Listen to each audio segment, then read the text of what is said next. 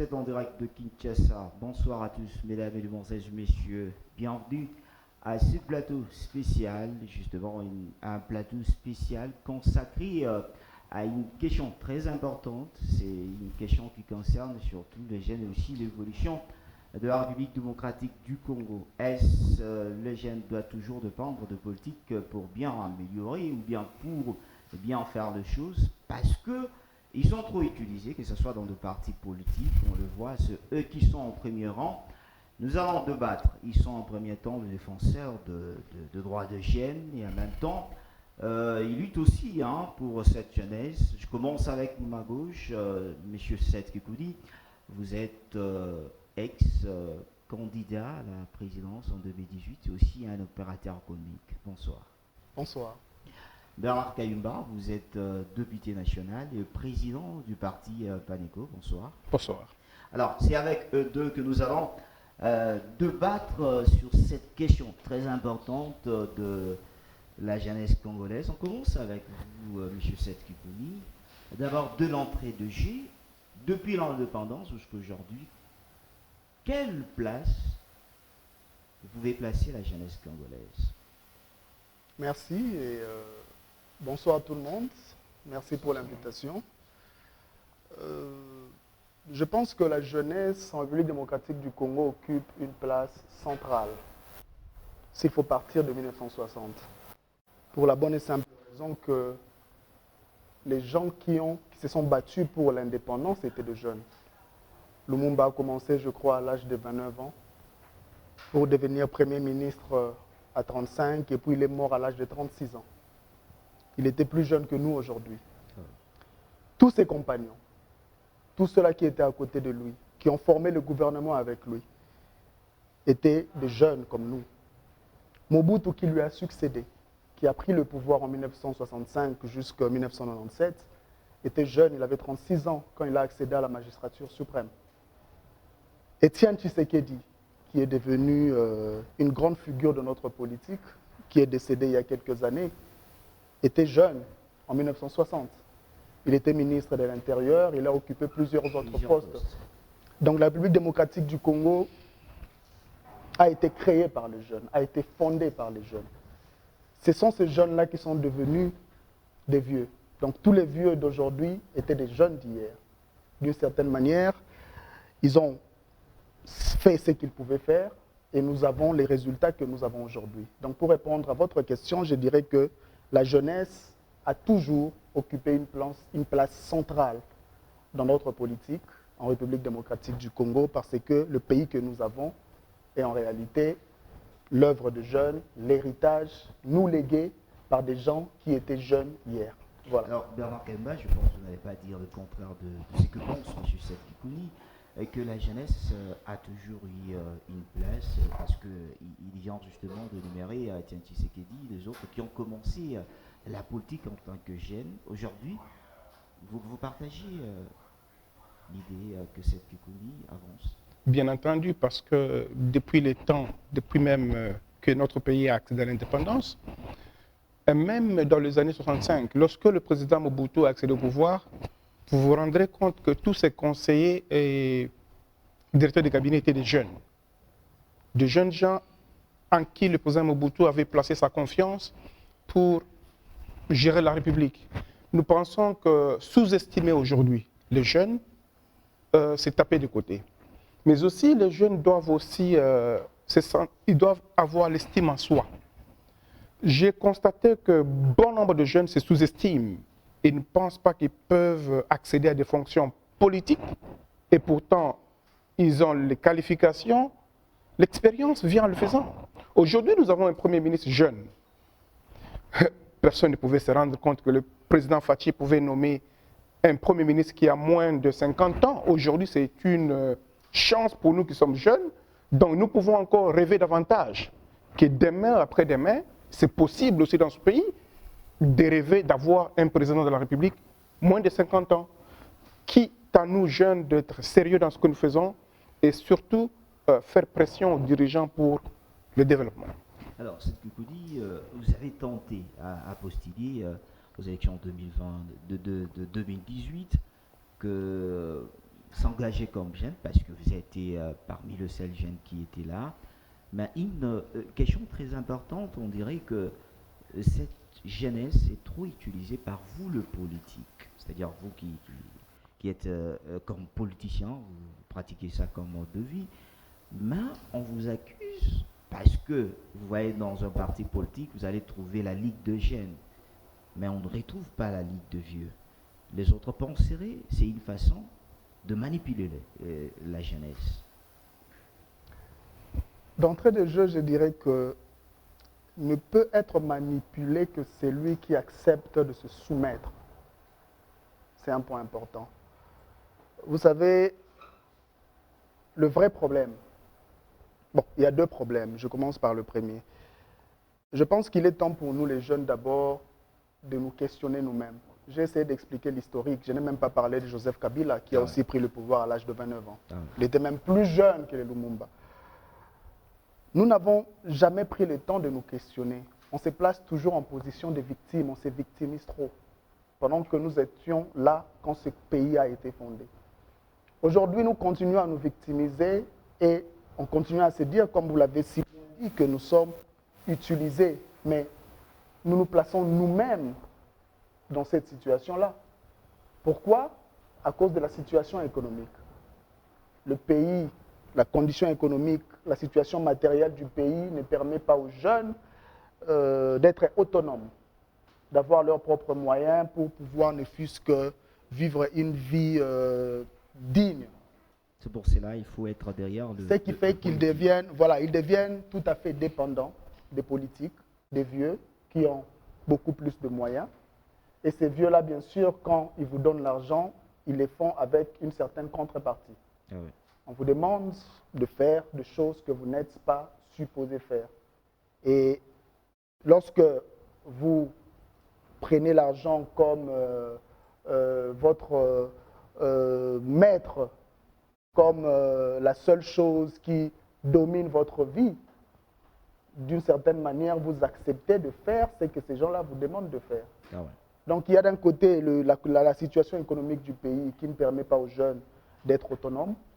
Et de l'autre côté, il y a la responsabilité du jeune qui accepte de se soumettre. Parce que Lumumba nous avait légué une chose, il avait dit que la dignité est la chose la plus importante. Effectivement.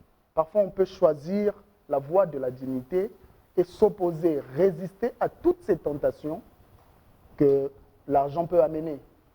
Parce qu'on ne peut pas facilement acheter votre conscience pour aller faire des choses que vous n'êtes pas supposé faire. Raison pour laquelle j'ai dit... pas dire que cette jeunesse n'a pas le temps d'être encadrée, elle se voit peut-être délaissée par sa société. Mieux vaut peut-être aller tendre la main là où cette jeunesse peut toucher même 5 000 francs, 3 000 francs pour vivre. Parce que vous évoquez la situation économique du pays. Oui, mais ce n'est pas dans la scène politique qu'on encadre le jeune. L'encadrement commence dans la famille, la structure de base, la cellule de base d'une société. L'encadrement continue dans l'église. Ou encore, je ne sais pas si vous êtes musulman à la mosquée, il y a encadrement là-bas. L'encadrement continue à l'école. L'école, c'est 12 ans. 6 ans de l'école primaire et 6 ans de l'école secondaire. Et si vous ajoutez encore 4 ans d'université, ça fait même 16 ans. Donc, cela veut dire que lorsque vous quittez l'université ou les bancs de l'école, vous êtes suffisamment encadré pour prendre de bonnes décisions dans la société. Ah oui. Alors, si après tout ce parcours, toute cette formation, vous tombez quand même sous la manipulation, sous le charme, je ne sais pas moi, sous l'emprise de l'argent d'un certain politicien, cela veut dire qu'il y a un problème avec votre encadrement. Alors, nous allons vous prendre, Bernard Kayumba. Justement, M. Seth Kikouni évoque ces grands dossiers d'un problème économique, ces jeunes qui se laissent manipuler dans des partis politiques. Est-ce nous devons au moins recourir à certaines de choses pour revenir avec cette jeunesse que Lumumba a toujours eu besoin dans le temps passé? Monsieur Tchamala, je pense que le gouvernement de la République a la responsabilité d'aménager un beau cadre pour l'encadrement de la jeunesse. part l'encadrement que chacun de nous reçoit dans la maison, à l'étude primaire, secondaire et l'université, donc dans un monde professionnel, vous avez toujours ce qu'on appelle un directeur des ressources humaines. C'est une sorte de coaching également. Ah. Mais alors, on ne peut pas passer quasiment autant d'années à l'école ou à l'université, à l'issue, il n'y a pas d'emploi. Alors nous demandons au gouvernement de travailler pour qu'il y ait création d'emplois. Qu'est-ce qui bloque pour qu'il n'y ait pas création d'emplois? Posons-nous des questions, parce que si nous nous appelons défenseurs de la jeunesse, il faut que nous donnions des pistes, des solutions pour que le gouvernement s'y mette et qu'il y ait création d'emplois. Bon nombre de jeunes, ils sont des diplômés, 5 ans, 10 ans plus tard, au chômage. On ne peut pas aussi créer des jeunes qui ne sont que des bureaucrates. Il y a aussi ceux qui font l'entrepreneuriat. Voyez-vous? Donc, nous venons d'apprendre que le gouvernement vient quand même de débloquer 100 millions de dollars pour des jeunes entrepreneurs, mais on se pose la question, le mode d'octroi de ces crédits-là. Quels seront les critères pour donner à ces jeunes-là qui n'ont jamais eu une expérience économique pour que cette jeunesse accède à ces crédits-là? Voilà un peu les questions que nous posons. Également, Jean-Félix Félix Tchamala, ça nous fait très mal que notre pays immensément riche, nous crions la famine, la pauvreté. Pourquoi? Est-ce la faute aux jeunes? Parce qu'on est capable de travailler. Si l'État mettait des moyens, est-ce que l'État a importé des tracteurs pour faire l'agriculture? Quel est ce jeune-là qui a été appelé pour faire l'agriculture? Il a refusé, il a décliné l'offre. Récemment, nous avons connu beaucoup de gens qui criaient sur la surtaxation de la population, ce qu'on appelle RAM. C'est une nouveauté dans notre pays. Nous nous posons que ce sont des millions de dollars qui sont encaissés par l'État congolais. Nous proposons au gouvernement de canaliser ces fonds-là au projet d'investissement. Ce n'est pas impossible, c'est seulement une question de bonne volonté ou de bonne foi. Parce que si nous prenons l'argent des RAM là, mais c'est des millions, nous pouvons, l'État congolais ou le gouvernement congolais peut même en profiter pour construire des industries de manufacturation à Maluku. Comme ça, nous n'aurons plus à importer des denrées de première nécessité. Voilà un peu ma petite contribution pour ne pas pleurnicher à tout moment, comme l'a dit mon co-débatteur, que ce sont de nous victimiser. Il faut agir, et agir, c'est se prendre en charge.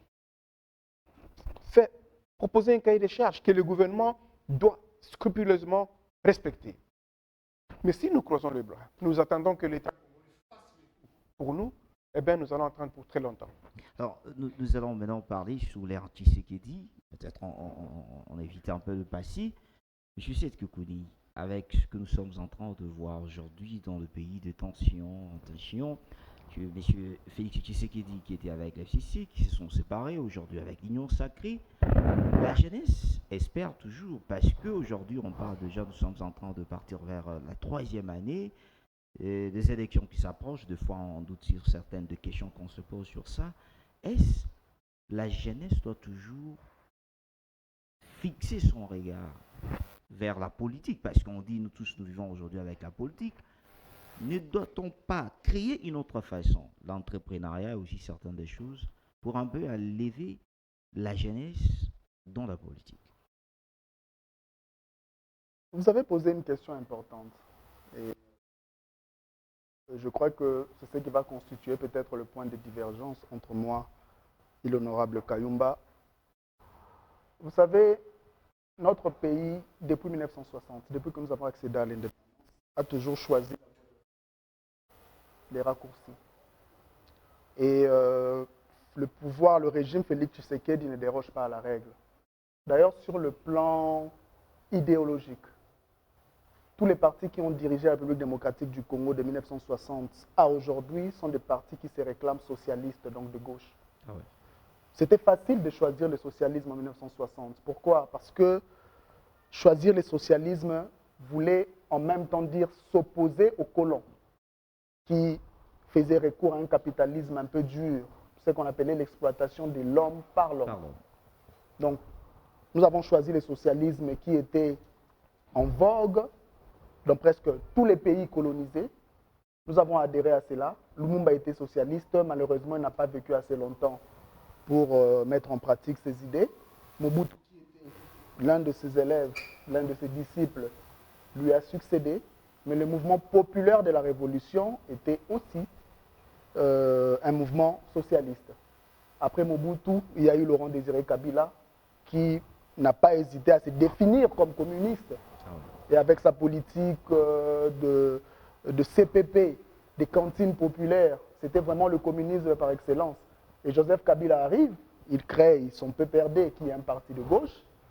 Et Félix Tshisekedi, d'ailleurs, avec l'UDPS, vous le savez, depuis 1982, ils se sont toujours réclamés être de gauche. Donc nous avons une culture d'un État paternaliste en République démocratique du Congo depuis 1960. D'abord, on nous a vendu un narratif, un discours. Et vous savez, les discours sont des régulateurs puissants de la réalité. On nous a dit, l'honorable l'a même dit, que nous sommes un pays riche. Déjà, lorsque vous grandissez avec ça, d'une certaine manière, vous développez une forme de paresse. Parce que vous croyez que vous êtes assis sur la richesse et que quelqu'un vous doit quelque chose. Nous ne partageons pas ce point de vue. C'est-à-dire, le régime Tshisekedi n'inspire rien à la jeunesse. Le régime Tshisekedi est en train de faire la même chose avec l'UDPS, PPRD au départ, ou FCC, et avec l'Union sacrée. C'est la politique des raccourcis. On veut établir des raccourcis sur tous les sujets, croyant qu'avec ces raccourcis, ils vont aider la population. Je vous donne un exemple. On a assisté à une crise entre nous, les opérateurs économiques, et le gouvernement, autour de la baisse des denrées de première nécessité. Il y a une crise qui continue entre les opérateurs économiques qui sont dans l'aviation avec le gouvernement, parce que le gouvernement essaye de baisser le prix. Récemment, on a vu un député de l'Union sacrée proposer la réduction du prix de la dot. C'est aussi un raccourci. Pendant qu'il y a un moyen de créer une dynamique qui va permettre à l'État de s'enrichir, et après l'enrichissement, l'État sera en mesure non pas de redistribuer, mais de distribuer d'abord. Parce que le capitalisme est un processus. Lorsque nous avons atteint 1990, un professeur aux États-Unis avait écrit un ouvrage important qui avait choqué tout le monde. Le titre de l'ouvrage, c'était La fin de l'histoire. Parce que l'Union soviétique s'était écroulée, l'Union soviétique incarnait ce monde-là socialiste et le communisme, et les États-Unis étaient sortis vainqueurs. Pourquoi il avait parlé de la fin de l'histoire? Parce qu'il parlait de la victoire du libéralisme sur les autres formes de gestion et d'idéologie. L'humanisme libéral, c'est quoi? C'est le capitalisme, c'est le droit de l'homme, c'est l'individualisme et tout ce qui va avec. Ah oui. Qu'est-ce que nous avons pris de cette vague-là, à part la démocratie? Il y a aussi la démocratie, bien sûr. Nous avons tenté de prendre la démocratie et ça n'a pas marché. Pourquoi? Parce qu'on était en train, on était dans toute l'Afrique, nous sommes perdus dans les débats. On cherchait à savoir si on pouvait avoir une démocratie à l'africaine, pendant que ça n'existe pas. Nous avons tenté de prendre le droit de l'homme, mais ça n'a pas marché. On a connu de très grands massacres à la République démocratique du Congo, en est un exemple. Côté capitalisme, on n'a rien pris, nous sommes embrouillés. Raison pour laquelle vous constatez aujourd'hui que nos dirigeants choisissent des raccourcis. Comment expliquer le fait que vous êtes président de la République, vous avez un gouvernement, vous décidez de baisser le prix des denrées, vous décidez de baisser le prix des billets d'avion, pendant que ces opérateurs économiques sont des gens qui payent des impôts et taxes. Et les impôts et taxes sont des recettes qui enrichissent l'État. Il n'y a pas eu contact entre le gouvernement voilà. et les opérateurs. Lorsqu'il propose aux opérateurs économiques de baisser les impôts et taxes, il y a une contrepartie, n'est-ce pas? C'est quoi la contrepartie? C'est la suppression de certaines taxes. Et c'est tout à fait contradictoire, surtout lorsqu'on sait que nous sommes dans une dynamique où le président de la République va s'endetter pour financer l'économie nationale. Nous allons revenir. On renonce aux recettes, on renonce aux impôts, on renonce à une partie des taxes, on préfère s'endetter et on préfère réduire le prix des denrées alimentaires. Voilà, c'est vraiment contradictoire, c'est l'une des faiblesses du socialisme que nous dénonçons. On vous accuse d'une faiblesse, vous qui sommes à l'Union sacrée avec le président Félix Tshisekedi, vous choisissez trop de raccourcis au lieu de faire du réalisme. Chamala, merci beaucoup. J'aimerais quand même que mon co-débatteur éclaire l'opinion s'il est de la Mouka, comme ça qu'on sache comment évoluer, parce que nous entrons dans le vif des sujets. Je pense que l'opinion doit quand même comprendre aujourd'hui que l'ancien candidat président de la République, il doit quand même éclairer cette jeunesse-là que non, je suis la Mouka aujourd'hui pour qu'on continue. Vous partagez ou bien vous êtes de la Mouka? Je ne suis pas de la Mouka, je n'ai jamais fait de déclarations allant dans le sens où je dis que j'appartenais à la Mouka. Alors, il vous a donné la réponse. Merci beaucoup. Là, c'est bien clair, parce que hier, on a vu beaucoup des affiches appuyant nos amis de la Mouka dans ce sens-là. Qu'à cela ne tienne, nous avons un gouvernement de l'Union sacrée de la nation. Ah oui. Un gouvernement dans lequel Bena Kayumba croit. Vous choisissez trop de raccourcis. Pas du tout. Je n'ai pas accepté lorsqu'il a parlé des raccourcis. Il n'a pas été trop explicite. Le raccourci dans quel sens? Parce que les priorités pour nous, qui appuyons l'Union sacrée de la nation, c'est d'abord la pacification de l'Est, le bien-être social de la population. Et puis, dans un pays qui se respecte, Chamala, les gouvernements doivent s'imposer tout en dialoguant avec les opérateurs économiques. Il n'est pas question que le gouvernement prenne une décision et que les opérateurs économiques viennent pour dire que non, monsieur le gouvernement, nous disons non à cette décision-là. Nous serons dans quel état?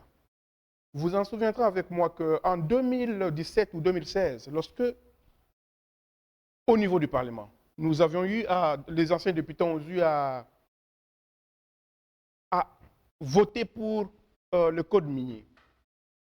Le président Kabila a eu même, avant même qu'il ne puisse, je crois, promulguer cette loi-là, il y a eu un lobbying terrible où les opérateurs économiques miniers sont venus de l'Europe pour faire pression au président Kabila afin qu'il ne puisse pas promulguer cette loi.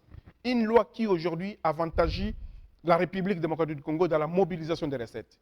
Et donc, M. Seth Kikuni voudrait me dire que lorsque le ministre en charge de l'économie a eu à faire une proposition de rabais des prix pour les denrées de première nécessité, je pense que c'était une proposition de prix que les opérateurs économiques devraient normalement aller auprès du gouvernement renégocier. Mais on vous Mais accuse faire le bras de fer avec le gouvernement, on vous accuse de ne plus faire de bonnes études, c'est-à-dire vous ne faites pas, avant d'entamer la chose, vous ne faites pas de bonnes études, c'est pour cela vous choisissez un peu de raccourcis, comment faire pour qu'on puisse avoir la baisse de choses. Chamala, le gouvernement de l'Union sacrée, c'est un gouvernement de responsables.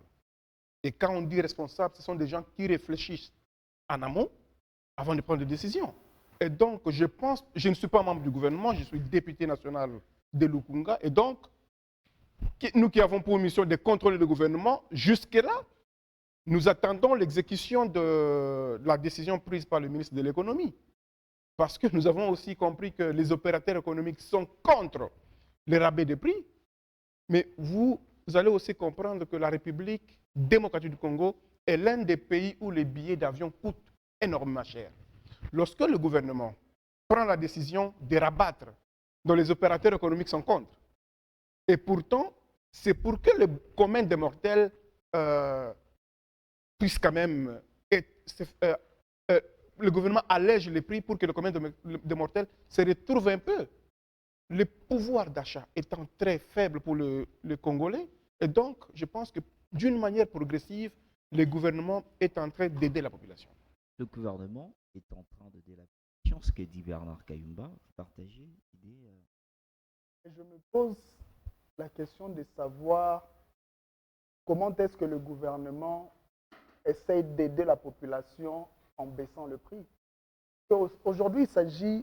La question n'est pas d'avoir accès à quelque chose à moins cher. Raison pour laquelle je parlais des raccourcis. Aujourd'hui, quand le gouvernement décide de rabaisser le prix d'avions ou encore des denrées de première nécessité, je l'ai dit tout à l'heure que les gouvernements renoncent à ces recettes sous forme de taxes. Il y aura baisse au niveau de la douane et vous allez vendre moins cher. Et quand le gouvernement renonce à ces recettes, qu'est-ce qu'il a en contrepartie? Parce qu'un gouvernement riche a beaucoup plus de marge de manœuvre qu'un gouvernement pauvre. Je m'explique. Si aujourd'hui nous continuons à vendre au prix que nous utilisons aujourd'hui. Qu'est-ce qui va se passer? Chaque pièce vendue, si je prends cette bouteille, si je dois vendre cette bouteille, dans chaque bouteille vendue, il y a déjà la TVA. Il y a la part du gouvernement. Même lorsque j'importe ces bouteilles, il y a la part du gouvernement. Si le gouvernement arrive déjà à mobiliser ses recettes, le gouvernement aura assez de moyens pour payer ses fonctionnaires, pour payer ses militaires, bref, pour payer toutes les personnes qui dépendent de lui, y compris les enseignants. Ces personnes-là, s'ils sont bien payés, d'ailleurs, ils vont constituer ce qu'on appelle un groupe de consommateurs sérieux pour nous, les opérateurs économiques. Et lorsque ces gens-là, bien rémunérés, viennent acheter chez nous, qu'est-ce qui va se passer? L'opérateur économique va s'enrichir. Et quand l'opérateur économique s'enrichit, il ne va pas par 4 chemins. L'opérateur économique ne va pas garder cet argent-là sous son oreiller. L'opérateur économique prend cet argent-là et il crée plus d'entreprises. Quand il crée plus d'entreprises, si le gouvernement embauche 10 millions de personnes, l'opérateur économique enrichit, je parle de la totalité, ils vont embaucher 20 millions de personnes. Ça fait 30 millions de consommateurs qui vont aussi payer des taxes. Cela veut dire que cela va créer la richesse pour le pays. Donc la question, ce n'est pas de baisser le prix. La question, c'est d'enrichir le gouvernement pour que le gouvernement puisse bien rémunérer ses travailleurs et créer une dynamique qui fera en sorte que l'opérateur économique puisse s'enrichir. La seule chose que moi je félicite avec le gouvernement de l'Union sacrée, c'est la lutte contre la corruption. Mais cette lutte-là doit profiter. Ça, moi, oui, cette lutte-là contre la corruption. Le seul point que vous avez constaté. Oui, c'est le seul, c'est le seul. Sacré qui vous plaît. Non, mais qui me plaît à 50%. Parce que normalement, la lutte contre la corruption devrait profiter à l'opérateur économique. Parce que hier, le concurrent de l'opérateur... à qui? Mais ça ne nous profite pas. Le concurrent de l'opérateur économique hier, c'était le politicien qui détournait l'argent. Maintenant, quand on met ce politicien de côté, qui devrait s'enrichir si le gouvernement arrive à mobiliser l'argent et à très bien payer ces gens? C'est l'opérateur économique qui doit s'enrichir. Ah oui. Mais l'opérateur économique ne se retrouve pas parce que justement le gouvernement choisit les raccourcis. D'un côté, il renonce à ses taxes, de l'autre côté, il demande à l'opérateur économique de ne plus faire des profits pour raison de populisme parce qu'il veut plaire à la population. C'est un effort très contradictoire qui fait en sorte que nous allons tourner en rond. En fait, c'est suicidaire pour notre pays.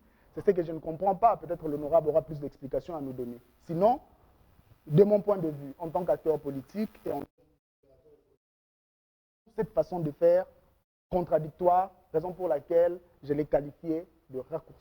Alors, vous avez suivi quelque chose à ajouter sur cette déclaration? On vous dit au moins au niveau de l'Union sacrée, il n'y a qu'un seul point qui plaît M. Seth Kikouni, lutte contre la corruption, mais au moins à 50%, pas à 100%. Parce que ça ne profite pas à l'opérateur économique. Vous savez, le gouvernement de l'Union sacrée, le gouvernement ne peut pas continuer à surtaxer ses opérateurs économiques ni sa population. Continuer à surtaxer la population, c'est tuer les opérateurs économiques. Voyez-vous? Nous sommes dans la lutte pour élever le niveau social de la population.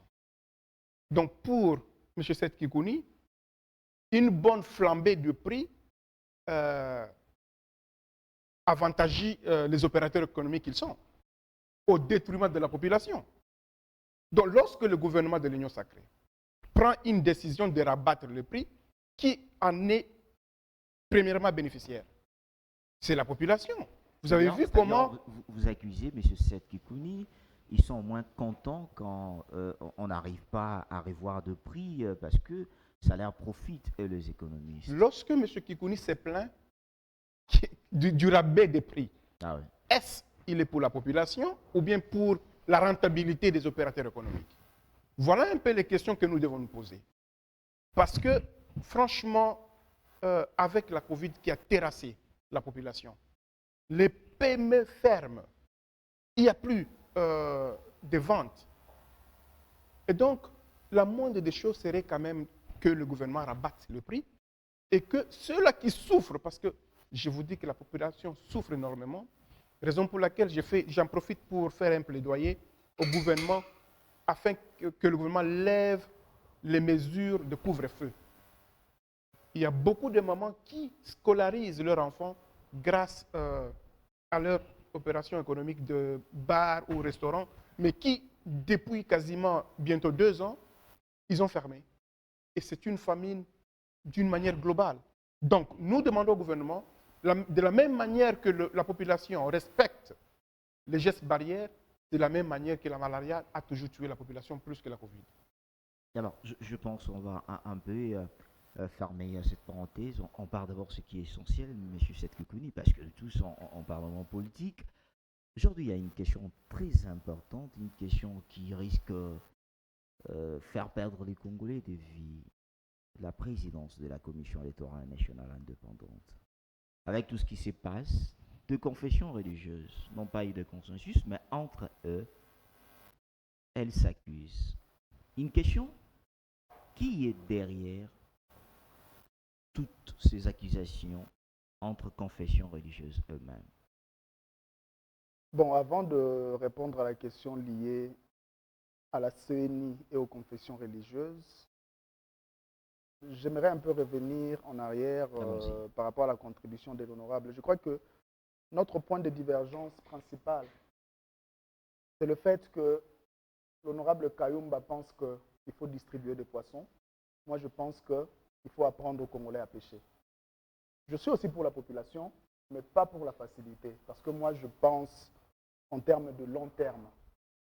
Cela veut dire que lorsque vous créez la richesse, lorsque vous créez une certaine autonomie financière pour les citoyens, ça doit prendre du temps, un long moment. Du temps, une génération sera sacrifiée, Ah ouais. mais à la longue, ça va profiter au pays parce que le pays deviendra beaucoup. Effectivement. Ce n'est pas en distribuant, ce n'est pas en... Il est pour le fait qu'on doit distribuer des poissons, je suis pour le fait qu'on doit apprendre aux Congolais à pêcher. En parlant de la CENI, je crois que la CENI a toujours été un sujet à débat, à controverse. Pourquoi? Parce que nous avons une tradition malheureuse dans notre pays.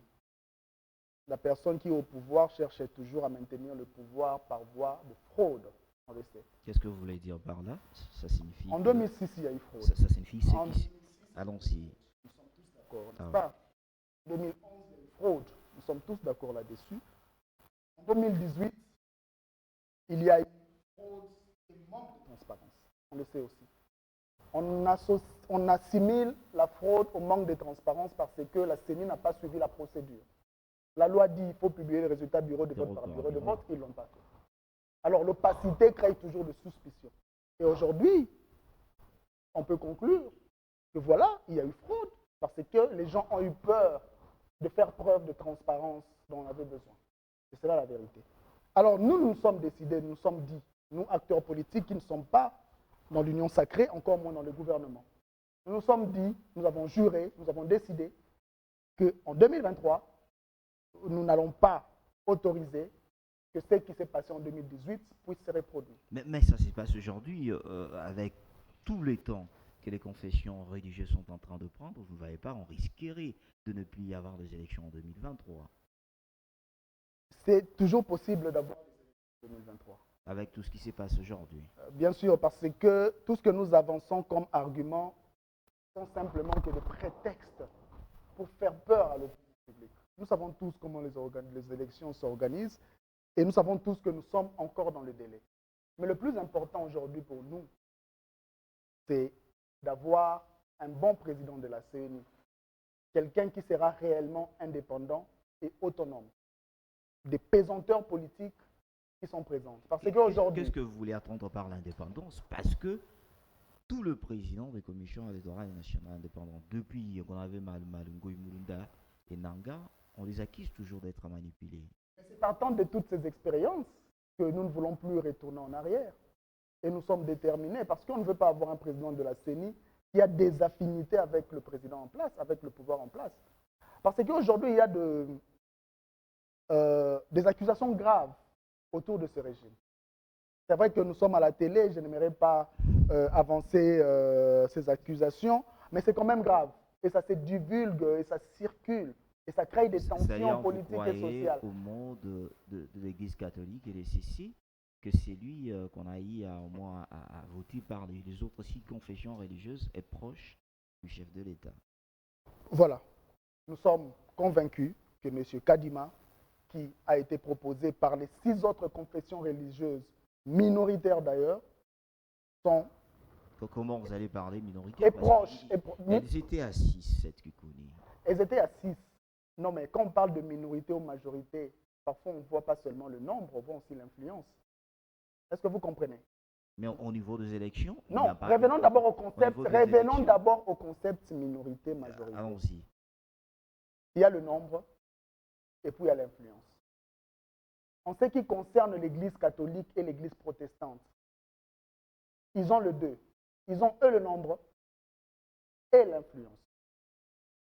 Sur le plan numérique, l'Église catholique a plus de fidèles, suivi de l'Église du Christ au Congo. Sur le plan influence, les autres n'ont pas de... Les autres, ce sont des minoritaires, on le sait tous. Sur le plan influence, l'Église catholique est beaucoup plus influente que toutes ces églises-là réunies. Je dis ça parce que, je vous donne un exemple simple, nous sommes avec des étudiants pour qu'ils puissent comprendre. Pourquoi j'ai parlé d'influence et du nombre? Vous savez, dans la société, les femmes sont généralement plus nombreuses que les hommes. Mais sur le plan influence, les hommes sont dominants, majoritaires.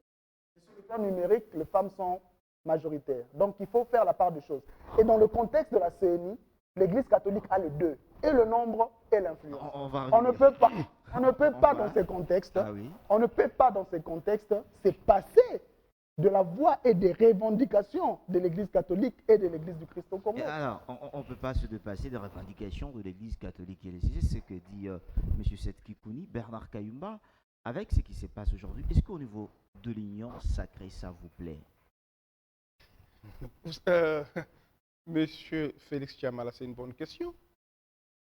La question de la présidence de la CENI ne concerne nullement pas l'union sacrée de la nation. Il appartient aux confessions religieuses de statuer sur le prochain président de la CENI. J'aimerais bien rappeler à mon co-débatteur qu'il y a 8 confessions religieuses. Et chacune des confessions a droit à une seule voix. C'est vrai, nous savons très bien, nous respectons les évêques de l'Église catholique, nous respectons les évêques de l'Église protestante. Nous ne pouvons jamais, alors jamais, manquer du respect à ces deux poids lourds de nos confessions religieuses. Mais alors, lorsque vous êtes à 8 et que 5 votes ou 6 votent pour telle personne, je me pose la question, parce que la charte ne reprend pas les arguments qu'a avancé le confrère Setkikouni, la charte de la confession religieuse.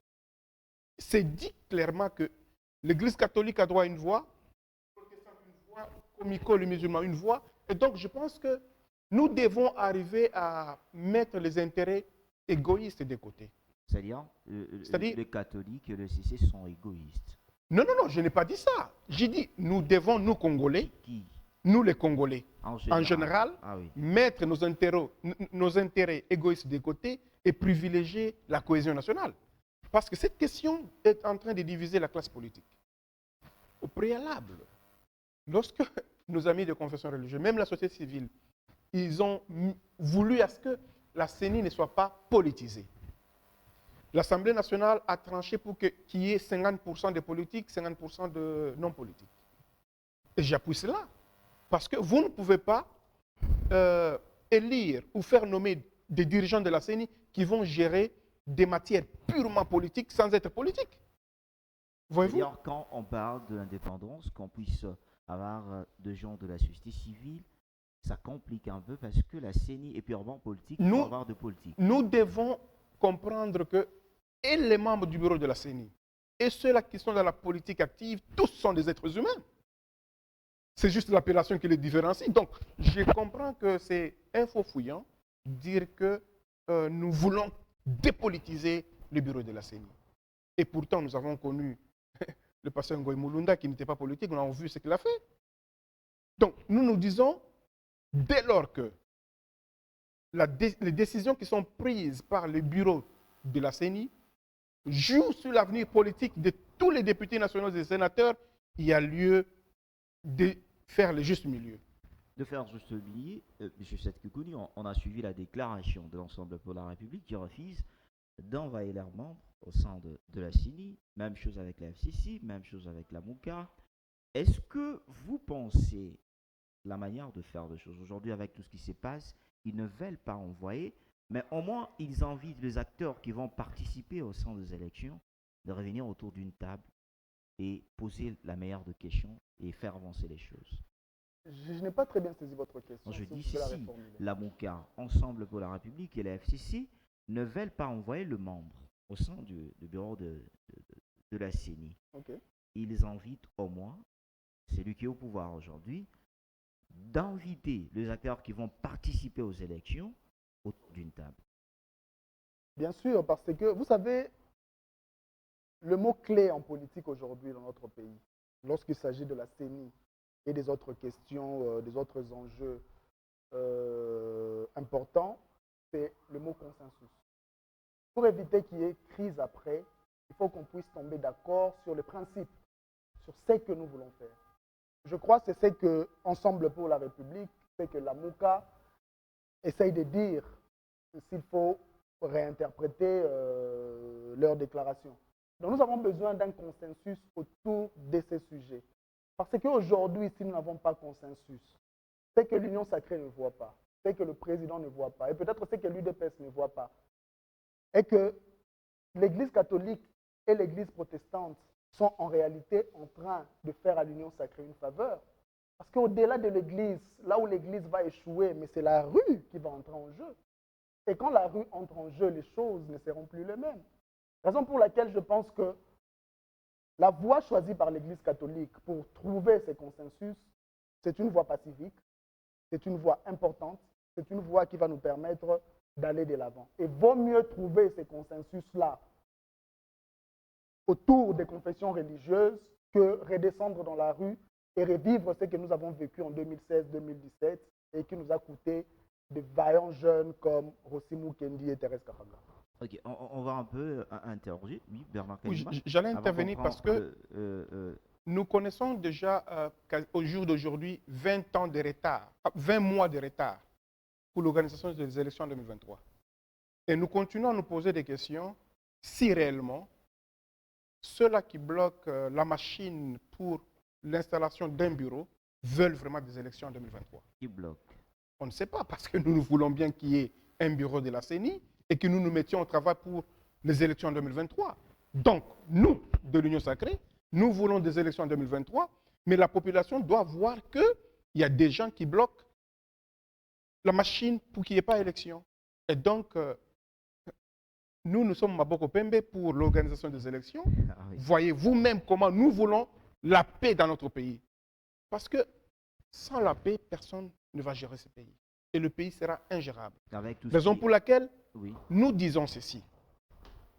Dès lors qu'il y a, je répète, il y a quand même 8 confessions religieuses.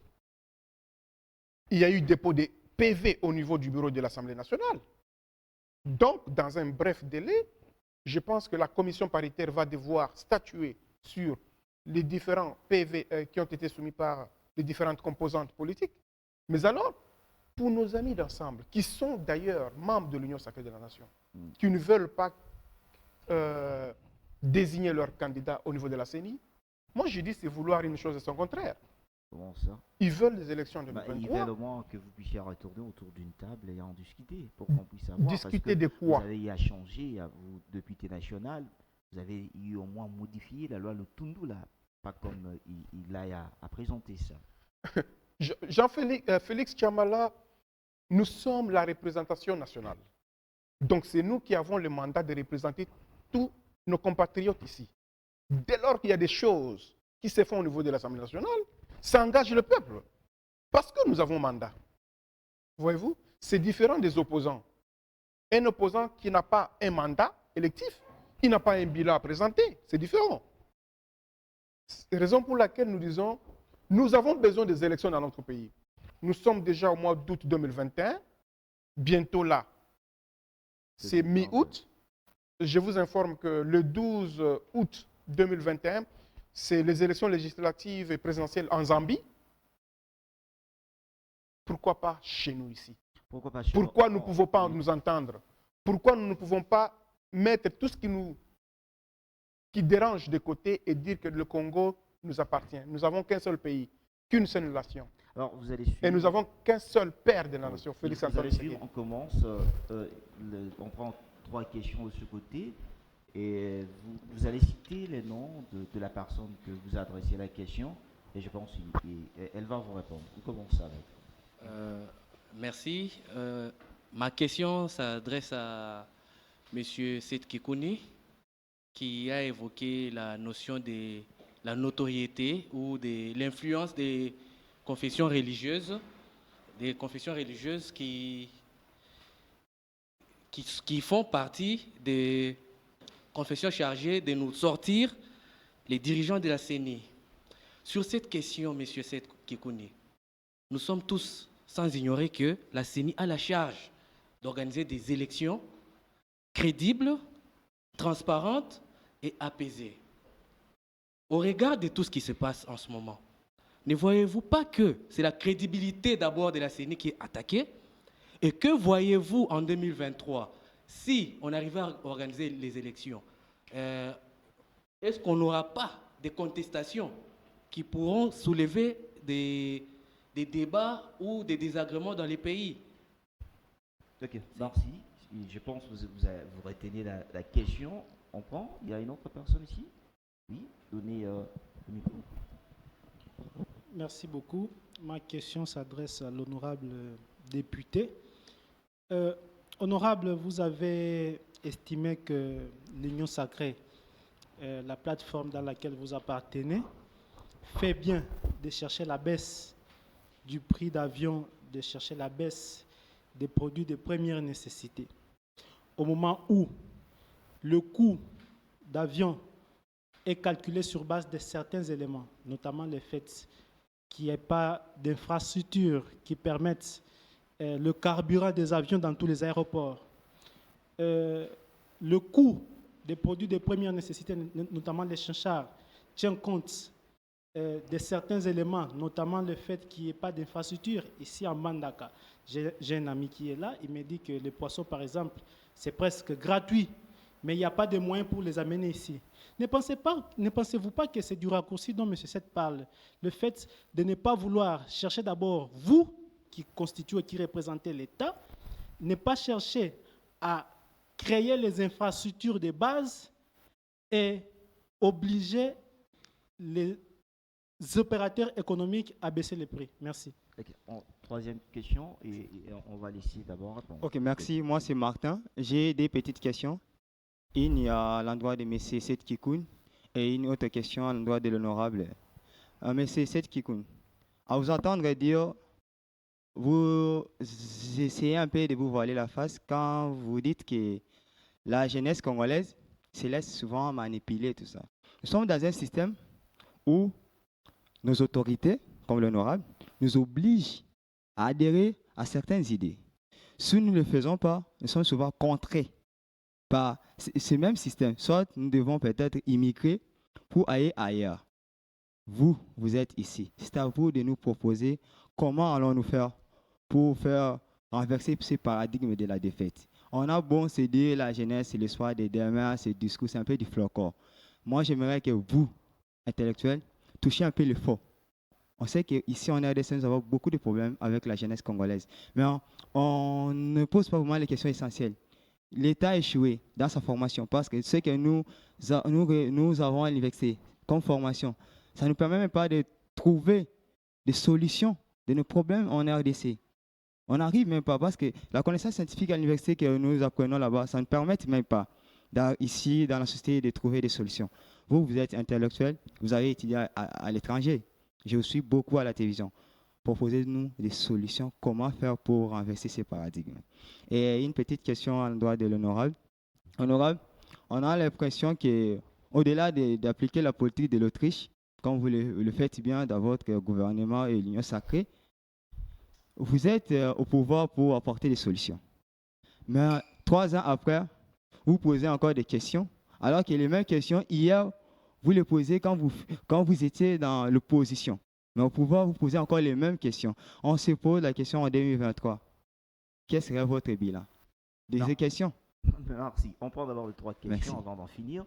On commence avec vous, M. Seth. Ok, merci pour vos questions que je trouve pertinentes. Pour répondre à la question de la CNI, vous savez, vous vous appelez comment? Monsieur Bob Bondo. Il existe en politique un concept important. Il faut toujours retenir à l'esprit. C'est le concept d'équilibre du pouvoir. C'est aussi cela la démocratie, c'est aussi cela la paix et la stabilité. Nous vivons dans un contexte où le président de la République a réuni autour de lui presque tous les super-pouvoirs. Il est chef de l'État, garant de toutes les institutions, ok.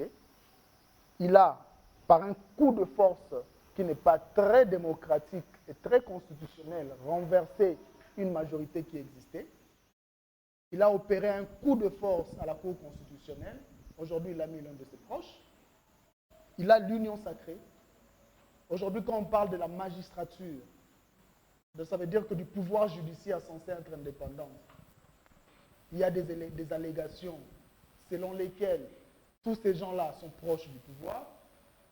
Comprenez déjà que si le président ou encore le nouveau président de la CNI doit être quelqu'un qui est proche du président de la République, il faut lui faire avancer les élections. C'est une bataille perdue d'avance. Raison pour laquelle nous sommes en train de protéger la dernière forteresse qui nous reste pour sauver 2023. Parce que nous savons que avec un président de la CNI autonome et qui n'est pas proche du pouvoir, on peut assister à un miracle. Nous l'avons vu en Côte d'Ivoire, Laurent Gbagbo qui organise les élections. Et le jour de la proclamation des élections, des résultats, parce que la personne qui était à la cour, enfin, à la tête de la CNI, et à la cour constitutionnelle, des gens qui étaient quand même autonomes en esprit, ils ont pu quand même proclamer quelqu'un d'autre. Dans notre pays, il y a peu de probabilité que cela arrive. Nous, on cherche seulement en amont à sauver la CNI, parce que c'est la toute dernière forteresse qui nous reste. On ne peut pas, on ne peut jamais laisser autoriser à ce que la personne qui va prendre la tête de la CNI puisse être quelqu'un qui est proche du pouvoir. Les simples soupçons suffisent pour qu'on puisse l'écarter. Parce que le président a tous les pouvoirs. Il a tous les pouvoirs. Il a le Parlement, il a le Sénat, il a le gouvernement, il a tout. Il ne reste que la CNI. Et nous allons nous battre jusqu'au dernier souffle pour sauver la CNI, parce que c'est la CNI qui sera l'arbitre entre nous et l'Union sacrée en 2023. Alors, la jeunesse, il vous a posé une question. Votre question nécessite toute une émission. Parce que non seulement je devrais partager mon expérience personnelle, mais aussi peut-être je devrais redéfinir ce que c'est la formation académique, que je suis aussi enseignant. Vous avez posé une question importante, mais je crois que déjà en posant la question, vous vous êtes sous-estimé vous-même. Déjà, lorsque vous allez à l'université, l'université ne vous apprend pas la matière, ne vous apprend pas la connaissance, pas le contenu. Ce que l'université vous apprend, c'est une façon de penser, une façon de réfléchir. La différence entre quelqu'un qui a étudié et quelqu'un qui n'a pas étudié, c'est le comment. Tout le monde peut dire 1 plus 1 égale 2, mais peu seront en mesure de démontrer que 1 plus 1 égale 2. Et quelqu'un qui a été à l'université, c'est une personne qui est capable de démontrer. Raison pour laquelle dans l'éducation libérale, on pousse les étudiants à réfléchir d'eux-mêmes. On vous enseigne les pensées des autres, mais on vous montre aussi comment créer, réfléchir de vous-même. C'est très important. Mais la tradition ici est que les gens n'arrivent pas à réfléchir d'eux-mêmes. Raison pour laquelle les juristes ont une certaine prépondérance dans la société. On pense que les gens qui sont capables de réciter ce qui se trouve dans la Constitution, je ne sais pas moi, dans le Code de la famille, sont ceux-là qui sont intelligents. Non, les plus intelligents sont les plus créatifs. Ailleurs, le monde évolue justement parce qu'on a des personnes créatives. Et en tant qu'universitaire, tu dois développer ces côtés-là créatifs. Il ne faut pas s'appuyer sur le fait que tu as été à l'université, tu as une certaine connaissance qui ne te sert à rien. Moi, dans ma vie, je me suis réinventé. Regardez mon parcours. Je viens de la République démocratique du Congo, j'obtiens une bourse parce que j'avais fait de très bons résultats aux examens d'État. J'arrive dans un pays étranger, je voulais devenir politicien, je choisis d'étudier les sciences politiques et relations internationales. À cela, j'ajoute les études culturelles. Pendant que j'étais en train d'enseigner à l'université en Afrique du Sud, je découvre l'entrepreneuriat. Parce qu'en tant qu'étudiant, je travaillais comme interprète des hommes d'affaires. Quand je travaillais, j'apprenais. Parce que l'école, ce n'est pas seulement l'institution, c'est aussi la vie. J'apprenais les techniques de l'entrepreneuriat et le jour où j'ai décidé de me lancer, je me suis lancé dans l'entrepreneuriat. Et l'entrepreneuriat me rapporte plus que ce que je gagnais à l'université. En d'autres termes, je me suis réinventé, je me suis reconverti. Je suis devenu commerçant, je suis devenu opérateur économique, ce qui n'a rien à voir avec ce que j'ai étudié. Mais je l'ai fait d'une certaine manière. Pourquoi? Parce que j'avais compris à l'époque que l'université, ce n'est pas seulement la matière. Aujourd'hui, avec l'honorable, nous parlons politique. Je suis en mesure de me défendre politiquement parce que c'est ce que j'ai étudié. Mais dans la vie pratique, ce qui me permet de gagner l'argent, ce n'est pas la politique. Je ne suis pas député, je ne suis pas ministre, je ne suis pas dans le gouvernement. Mais je suis opérateur économique et je m'en sors. Raison pour laquelle il faut que vous puissiez, vous jeunes, chercher d'abord dans vous-même. Nous avons une chance, je vais chuter par là. Nous avons une chance aujourd'hui. Une chance que les gens qui ont vécu il y a 40 ans, 50 ans ou 100 ans n'avaient pas eu. Aujourd'hui, nous avons ce que nous appelons la connaissance. La connaissance est surabondante. Il suffit de prendre votre téléphone, vous tapez sur Google, vous avez la connaissance. Merci. La seule difficulté aujourd'hui, peut-être, c'est de sélectionner la bonne connaissance. Mais à l'époque, il fallait aller dans une bibliothèque.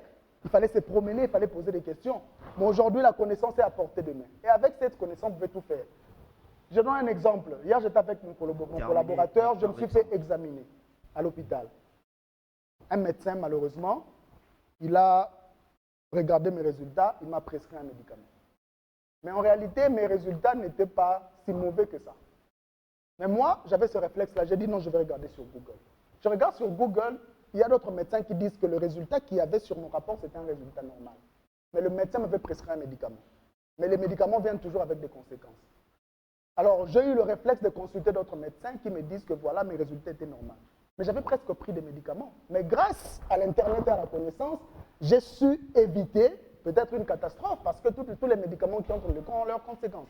Donc voilà. Merci. Bernard Kayumba, répondez aux questions parce que nous sommes presque à la fin. Merci beaucoup, j'oubliais le nom. Il a posé la question sur le rabais des prix, c'était ça? Oui.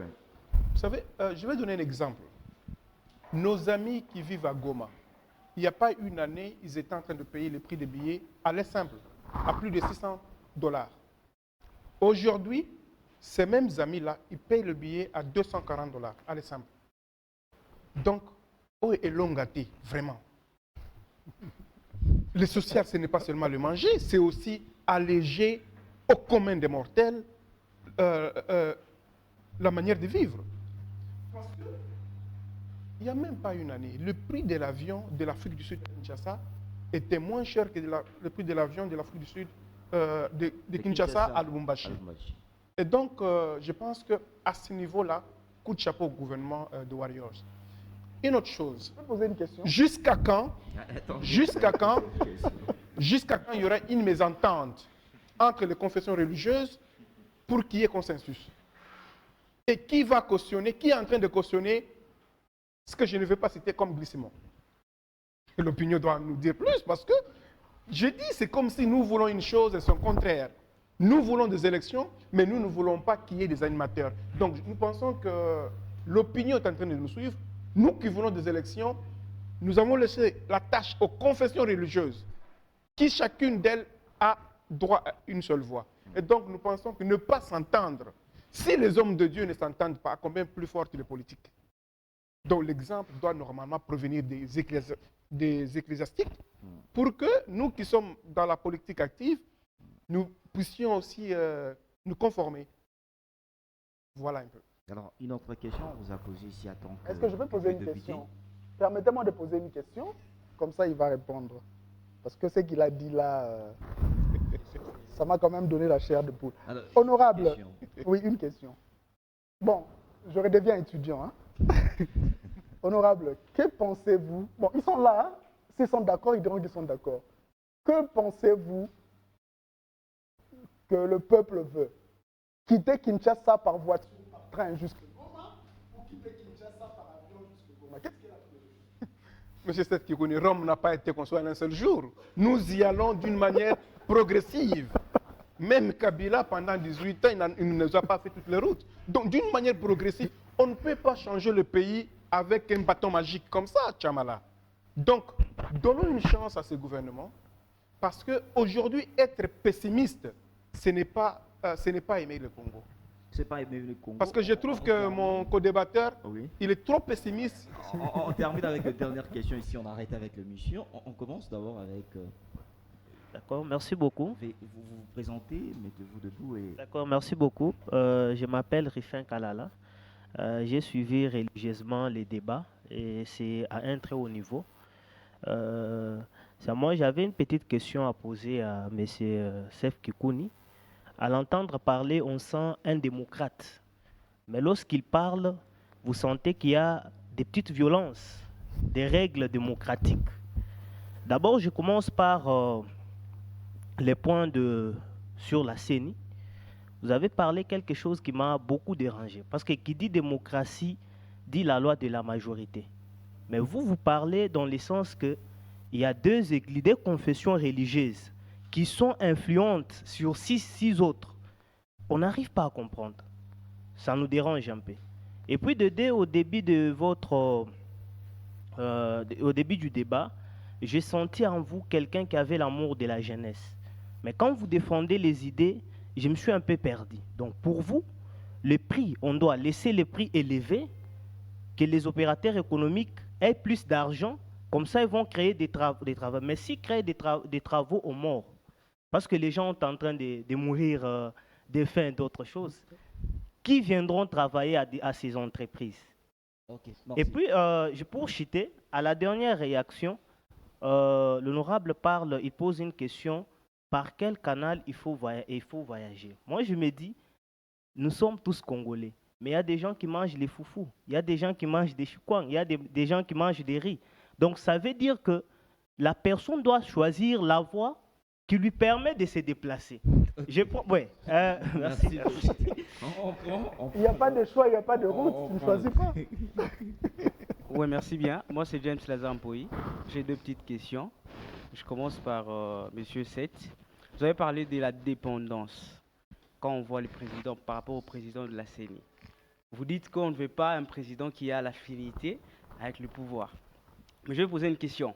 Vous allez donc accepter qu'il y ait un président qui n'a pas affinité avec les pouvoirs en place, mais peut-être affinité avec, entre parenthèses, celui-là qui voulait postuler ou qui voudra postuler en 2023 pour satisfaire votre volonté ou soit ce que vous voulez. Donc, il y a quelqu'un qui est contre le pouvoir et là, vous êtes vraiment confirmé que le président en place ne sera plus président l'année prochaine, en 2023. C'est peut-être ça ce que vous voyez entre la dépendance ou soit avoir l'affinité avec les pouvoirs en place. Alors, la question par rapport... j'ai une question pour l'honorable. Nous parlons de la jeunesse là. La dépendance de la jeunesse par rapport à la politique. Moi, je me dis, étant honorable député, qu'est-ce que vous proposez? Parce que nous voyons d'autres lois sur place aujourd'hui, mariage, entre autres et tout. Qu'est-ce que vous proposez par rapport à la jeunesse, l'entrepreneuriat?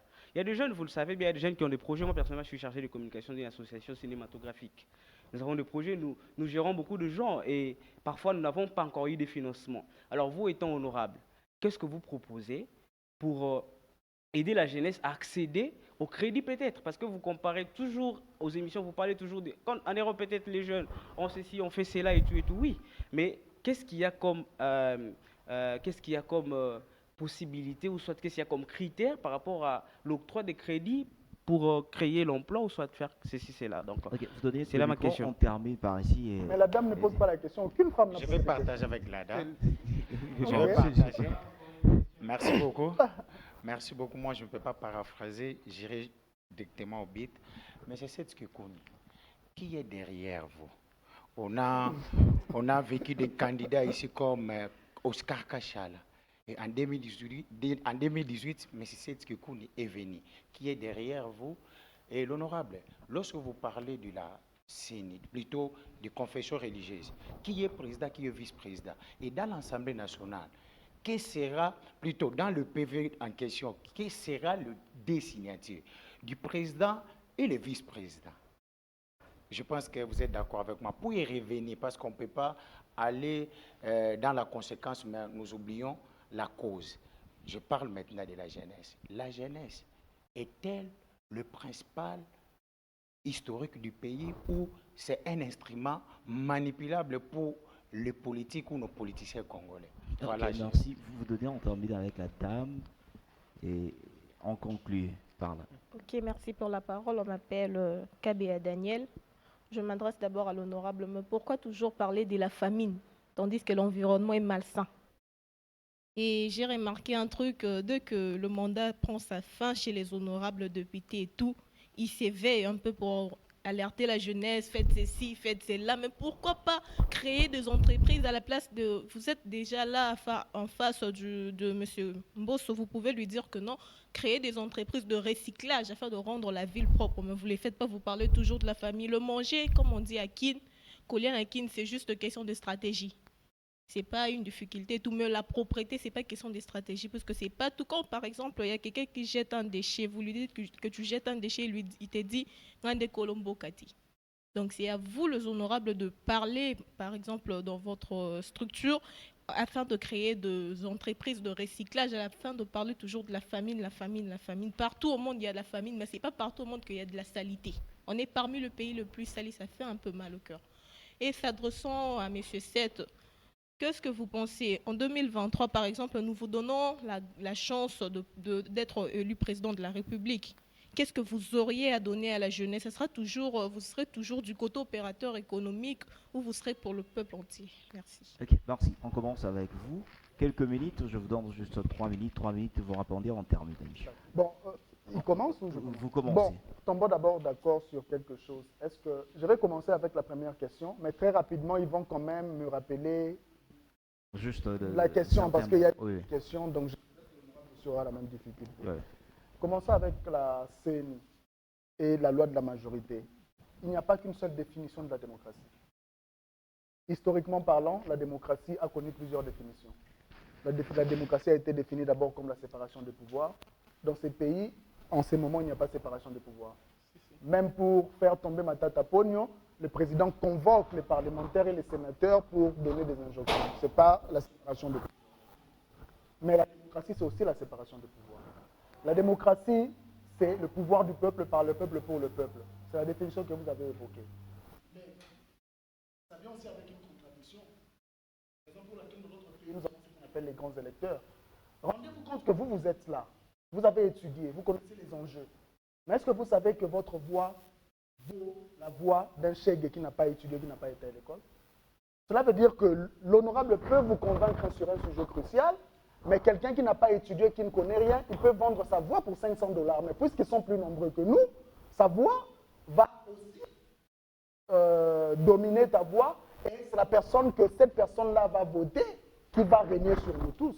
Vous voyez les dangers. Donc, raison pour laquelle on voit aussi dans la démocratie qui représente qui.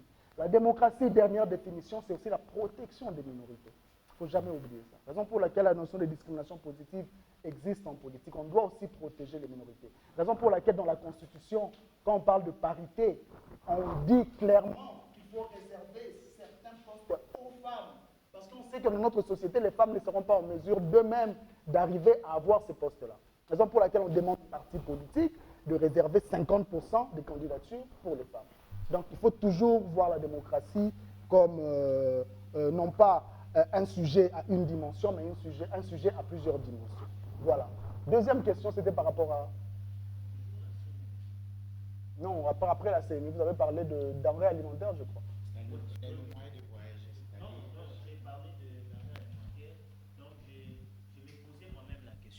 Parce que selon vous, vous trouvez mieux de ne pas baisser les prix, mais de garder les prix au même niveau pour que ça puisse permettre aux opérateurs économiques d'avoir de l'argent et de créer d'autres entreprises.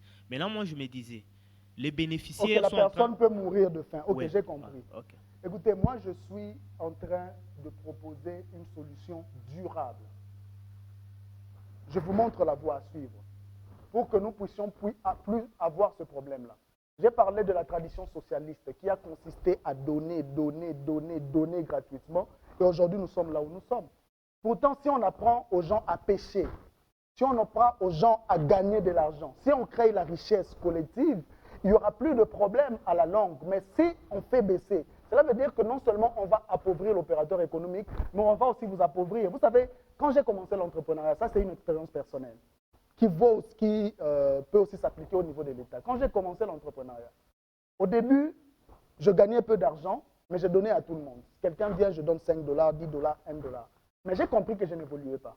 Je me suis dit non, je ne donne plus, je vais d'abord travailler jusqu'à ce que je puisse atteindre un certain niveau. J'ai travaillé, j'ai atteint un certain niveau. Aujourd'hui, j'arrive à résoudre de plus gros problèmes de la famille. Je peux intervenir avec 1 000, 2 000 $. Mais à l'époque, je ne pourrais pas le faire. Et si je continuais à le faire, j'allais stagner justement. On dit quand tu sors d'un trou, il faut avoir un fil pour attacher d'abord ce fil-là sur un arbre et puis tu commences à tirer les autres. Donc notre pays doit d'abord s'enrichir. On doit d'abord sortir du trou et après on va aider tout le monde. Il y aura des sacrifices. Certaines personnes seront sacrifiées parce qu'on a fait 60 ans, on n'évolue pas à cause de cette tradition socialiste-là. Partant des avions, je crois que j'ai essayé de répondre à cette question-là. Un petit détail à ajouter. Donc, vous parlez de l'entrepreneuriat. Moi, je fais d'abord une typologie sur les projets. On parle des projets, nous avons le long terme, le moyen terme et le court terme. Mais il y a un principe qui stipule bien. Pour régulariser les projets à long terme, il faut d'abord finaliser les séquences à court terme. Qu'est-ce que je vais dire? Aujourd'hui, j'entre à l'université pour devenir licencié. Mais dès que je suis en G1, je dois manger chaque jour. Je dois me laver chaque jour. Il faut payer les syllabus. Mais les grands projets, c'est devenir licencié. Mais les séquences à court terme, c'est quoi? C'est manger, m'habiller, faire tout. En tout cas, je trouve que les sujets très pertinents. Peut-être qu'on sortirait dans les casquettes politiques. J'ai dit la même chose. J'ai dit que l'État s'enrichit. Attendez, j'ai dit que l'État s'enrichit. Il commence d'abord par très bien payer ses fonctionnaires. Cela veut dire qu'il y a une catégorie de gens qui seront bien payés par l'État. Quand ces gens-là seront payés, ils vont mieux consommer sur les opérateurs économiques qui, à leur tour, vont créer plus d'entreprises pour embaucher plus de gens. Donc, ça veut dire que si vous avez un parent fonctionnaire, un parent enseignant, estimez-vous heureux. Il n'y a pas de problème. Je reste insatisfait face à cette question-là. Le temps presse. M. Seth Kikouni. Quelle était la troisième question?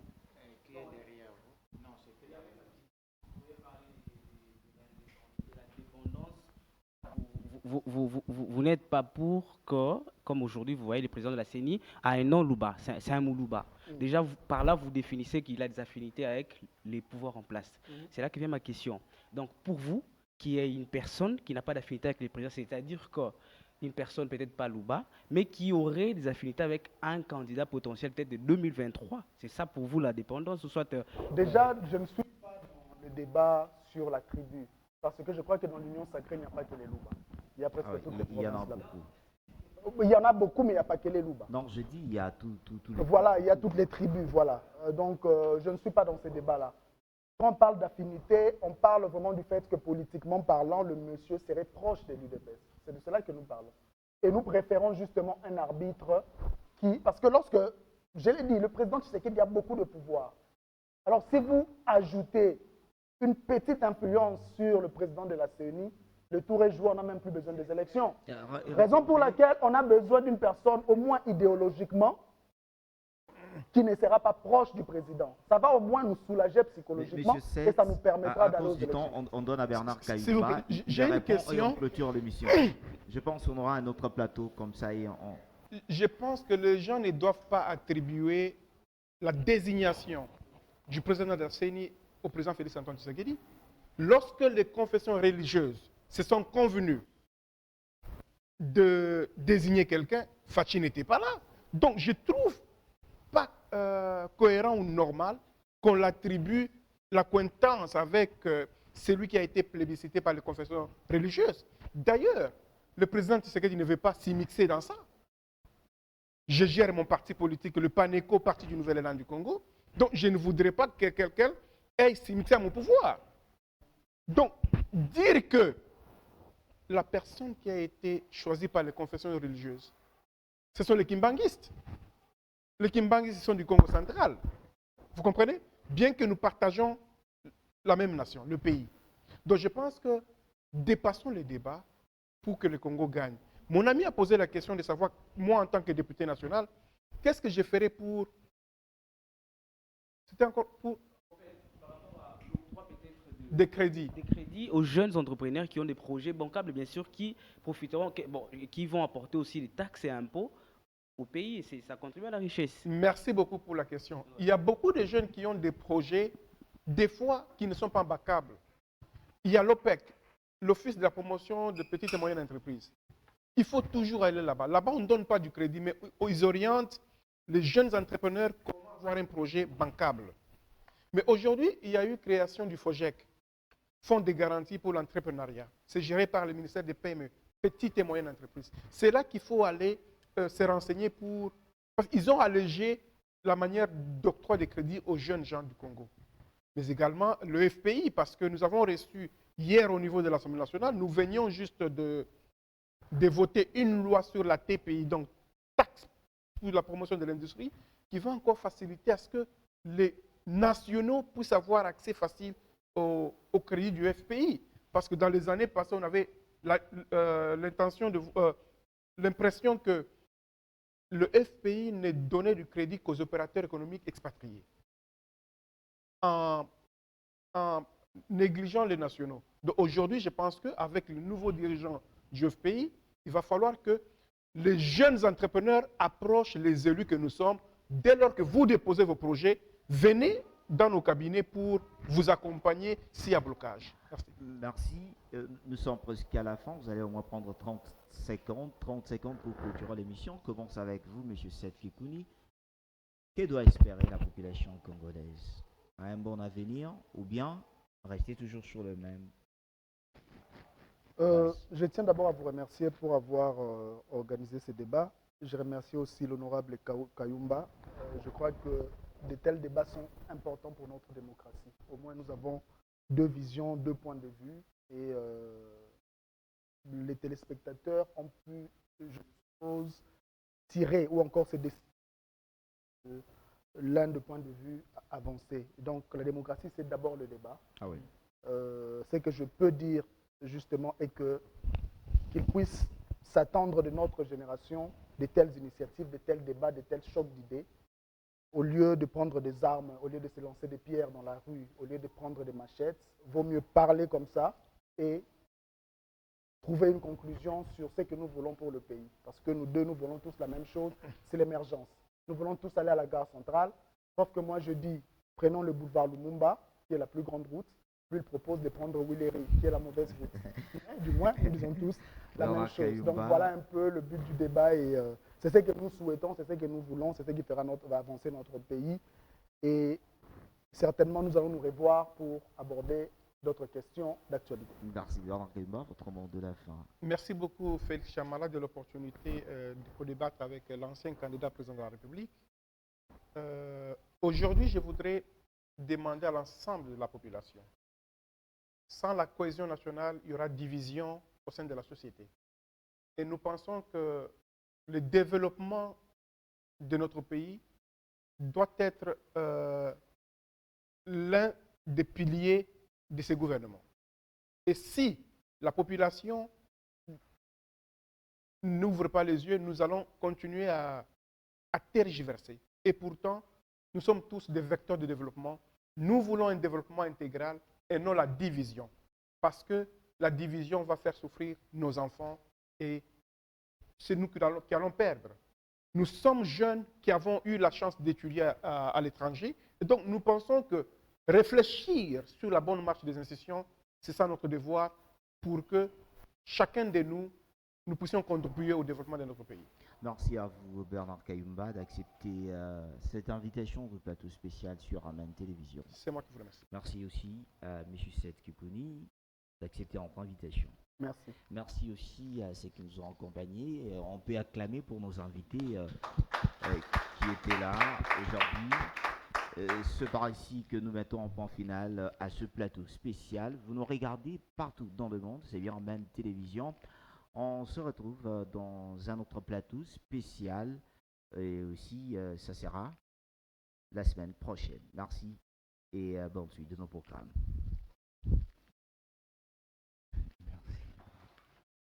Merci.